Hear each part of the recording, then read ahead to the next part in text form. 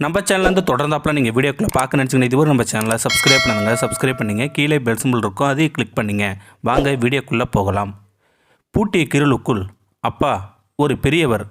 கசங்கிய சாதாரண வேட்டி சட்டை, முகத்தில் கருப்பு வெள்ளையமாக தாடி, மண்டிய ரோமக்காடு, நீண்ட பயணித்தால் கலைந்த முகம் என கையில் நகைக்கடை விளம்பரத்துடன் இருந்த ரெக்ஸன் பையனுடன் நின்றிருந்தார் அந்த பெரியவர். அவர் கையில் இருந்த சீட்டை பார்த்தார். ஆனந்த், நம்பர் 8, யோகநாதர் நகர். ஆமாம், இதுதான் ஆனந்த். நான் தான் ஆனந்த். நீங்கள் என்ன வேணும்? அவர் வறண்ட உதடுகளை நாவால் ஈரப்படுத்தி கொண்டார். நான் உங்கள் அப்பாவோட நண்பன், காரைக்காலிருந்து வரேன். உங்கள் அப்பா லெட்டர் கொடுத்து அனுப்பியிருக்காரு. பெரியவர் ரெக்ஸன் பையை ஜிப்பாவை திறந்து ஒரு கடிதத்தை எடுத்து நீட்டினார். வாங்கி பார்த்த ஆனந்த் அப்பாவா என்று வினாவியபடியே கடிதத்தை படித்தான். அதில் அன்புள்ள ஆனந்துக்கு அப்பா எழுதுவது ஆசீர்வாதம். கடிதம் கொண்டு வரும் ராமசாமி என் நண்பன், ரொம்ப கஷ்ட ஜீவன். இவரது ஒரே பிள்ளை சமீபத்தில் விபத்தில் இறந்து விட்டான். விபத்துக்கான இழப்பீடு கிடைத்ததால் ராமசாமியும் அவர் மனைவியும் வாழ ஓரளவாவது உதவியாக இருக்கும். விபத்து சம்பந்தமான போலீஸ் விசாரணை, விபத்து ஏற்படுத்திய டிராவல்ஸ் வேன் உரிமையாளர் தர ஒப்புக்கொண்ட இழப்பீடு போன்ற சகல விவரங்களையும் சேகரித்து அவரிடம் கொடுத்து அனுப்பி இருக்கிறேன். சென்னையில் தலைமை அலுவலகத்தில் தருவார்களாம். சென்னை அவருக்கு புதிது. நீ கொஞ்சம் அவருக்கு உதவி செய்தால் நல்லது செய்வாய் என்று நம்புகிறேன். மற்றபடி உடம்பை பார்த்துக்கொள். பொங்கலுக்கு கண்டிப்பாக ஊருக்கு வர வேண்டும் என்று அப்பா பரமேஸ்வரன் என்று எழுதப்பட்டிருந்தது. அவன் முகத்தையே பார்த்து கொண்டிருந்த ராமசாமி ஒரு வினாடி யோசித்தவன் சட்டென சாவி எடுத்து வந்து கேட்டை திறந்தான். வாங்க சார், உட்காருங்க என்றான். டம்ளரில் தண்ணி கொண்டு வந்த கொடுத்தான். தயங்கியபடி உள்ளே வந்து ராமசாமி தண்ணீரை வாங்கி பருகினார். சாப்பிட்டீங்களா என்று கேட்டான் ஆனந்த். இல்லை, வழியில் 2 வாழைப்பழம் சாப்பிட்டேன். பஸ்ஸு லேட்டாக காலையில் காரைக்காலில் கிளம்பினேன். சாயங்காலம் மெட்ராஸு போயிடலான்னு உங்கள் அப்பா சொன்னார்.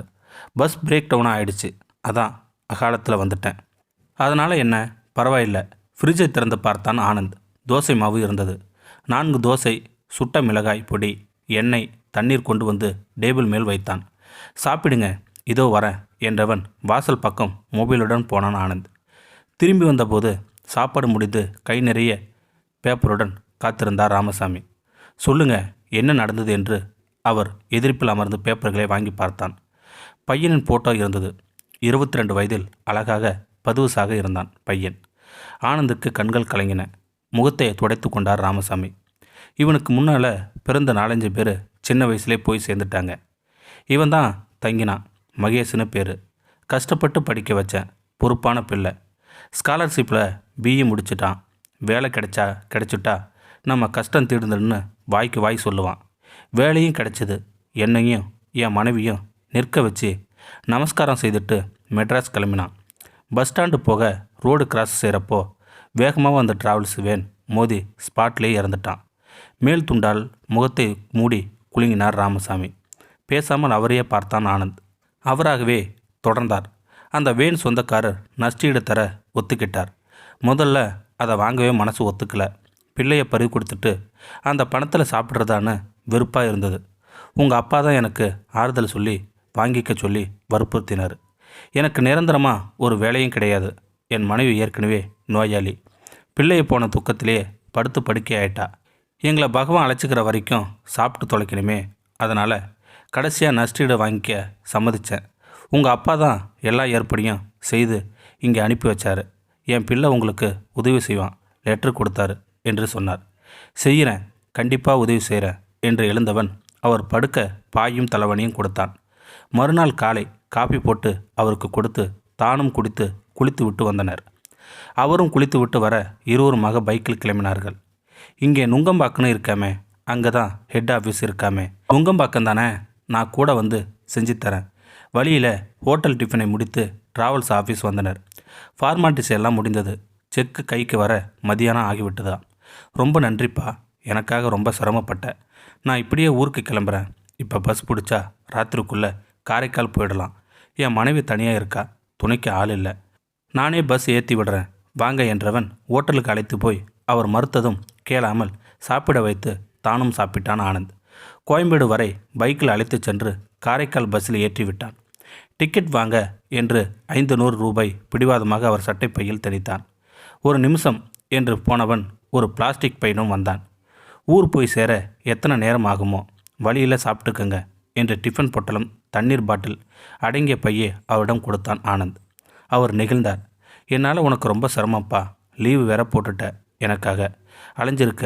ஊருக்கு போனதும் முதல் வேலையாக உங்கள் அப்பா பார்த்து நன்றி சொல்லணும். ராமசாமி உணர்ச்சி வசப்பட்டு பேசி கொண்டிருக்க போக அமைதியாக அவர் பக்கத்தில் அமர்ந்தான் ஆனந்த். ஒரு விஷயம் சார். நீங்கள் தேடி வந்த ஆனந்த் நான் இல்லை. ராமசாமி திடுக்கிட்டார். என்னப்பா சொல்கிற? ஆமாம், நீங்கள் அட்ரஸ் தப்பாக வந்துட்டீங்க. நான் இருக்கிறது யோகநாத நகர் எக்ஸ்டர்னஸ். நீங்கள் மெயின் யோகநாத நகர் போயிருக்கணும். அது கிட்டத்தட்ட 2 கிலோமீட்டர் தொலைவில் இருக்குது. ராமசாமிக்கு குப்பின வேர்த்தது. அடடா, தப்பு செய்துட்டேனே. ரொம்ப ரொம்ப சாரிப்பா. நீ நான் வந்த உடனே சொல்லியிருக்கலாம்ல. அனாவசியமா எதுக்கு எனக்காக மெனக்கிட்ட? அவரை தடுத்தான் ஆனந்த்.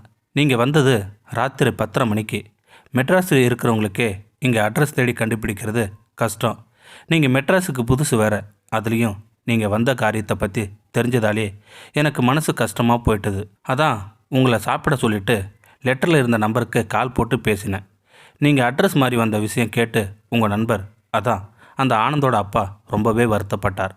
அவர்கிட்ட அவர் பிள்ளையோட நம்பர் கேட்டு வாங்கி பேசிட்டு பொழுது விடிஞ்சதும் ஒரு ஆட்டோவில் உங்களை அனுப்பி வைக்கலான்னு இருந்தேன். ஆனால் மொபைல் ஃபோனில் பேசுனது ஆனந்தோட மனைவி. அவர் ஆஃபீஸ் விஷயமா டெல்லி போயிருக்காராம். வர 1 வாரம் ஆகுமாம். அப்போ தான் முடிவு செய்தேன், நேரடியாக நானே உங்களுக்கு உதவி செய்துடலான்னு. எந்த ஆனந்தனா என்ன சார்? நஷ்டீடு உங்களுக்கு கிடைக்க நான் உதவியாக இருந்தேன்ல. நிம்மதி என் மனசில் நிறைஞ்சிருக்கு. அதுபோது சார். டிரைவரும் கண்டக்டரும் பஸ்ஸில் ஏற எழுந்தான் ஆனந்த். அவன் கைகளை பற்றி கண்ணீர் ஒற்றிக்கொண்டார் ராமசாமி. அவன் உள்ளங்கை ராமசாமியின் கண்ணீரால் நனைந்தது. நல்லா இருப்பா, நல்லாரு. வேற என்ன சொல்கிறது? 15 வருடங்களுக்கு முன் செத்துப்போன தன் அப்பாவை நினைத்து கொண்டான் ஆனந்த். அப்பா, நீங்கள் இப்போ உயிரோடு இருந்திருந்தா இது மாதிரி லெட்டர் கொடுத்து அனுப்பி இருந்தாலும் கண்டிப்பாக உதவி செஞ்சுருப்பேன். என் வளர்ச்சியை பார்க்காமலே போயிட்டீங்களே. யாரோ ஒருத்தருக்கு பிள்ளையாக இருந்து அவர் நண்பருக்கு உதவி செஞ்சுருக்கேன். அப்பா, உங்களுக்கு திருப்தி தானே? கனத்த மனதுடன் பஸ்ஸை விட்டு இறங்கினான் ஆனந்த். இந்த வீடியோ உங்களுக்கு பிடிச்சிருந்தா கமெண்ட் பாக்ஸில் கமெண்ட் பண்ணுங்கள். கூட உங்கள் ஃப்ரெண்ட்ஸுக்கு ஷேர் பண்ணுங்கள். இதுவரை நம்ம சேனலை சப்ஸ்கிரைப் பண்ணுங்க. சப்ஸ்கிரைப் பண்ணிங்க. கீழே பெல் சிம்பல் இருக்கும், அதையும் கிளிக் பண்ணிங்க. தேங்க்யூ ஃபார் வாட்சிங்.